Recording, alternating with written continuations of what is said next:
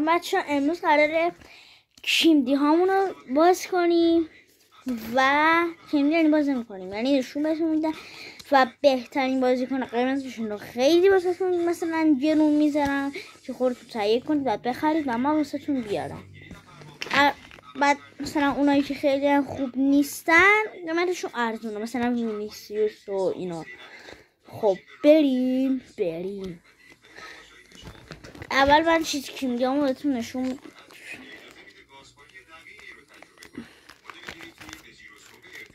این شکلیه. حالا بازیکن قویه. یه مربی داریم، اینا رو تو کامنت ها واسهتون می‌نویسم قیمتشون.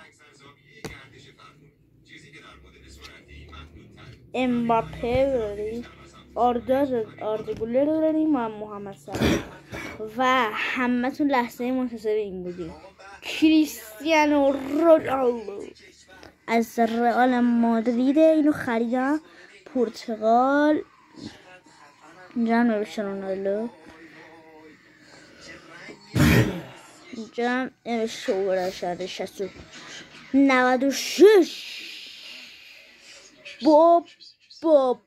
باری کلا.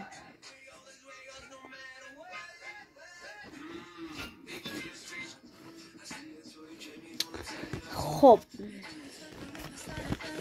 حالا بریم بدترین.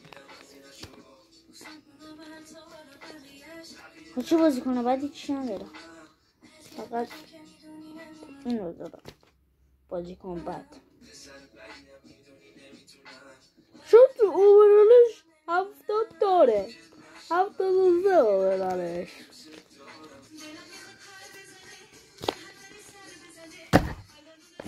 خب بچه ها اینجوری که میبینید که محمد صلاح اوورالش 90، آردا گولر 75 اوورالش، امباپه اوورالش 90 و کریستیانو اوورالش 96 است. همه بهتر.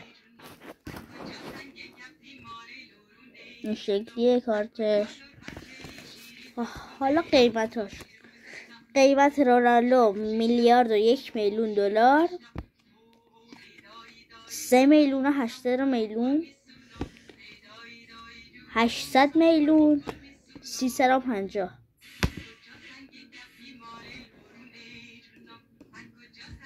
ویدیو محمد صلاح رو ببینید. ماشو دستم تو جیبشه.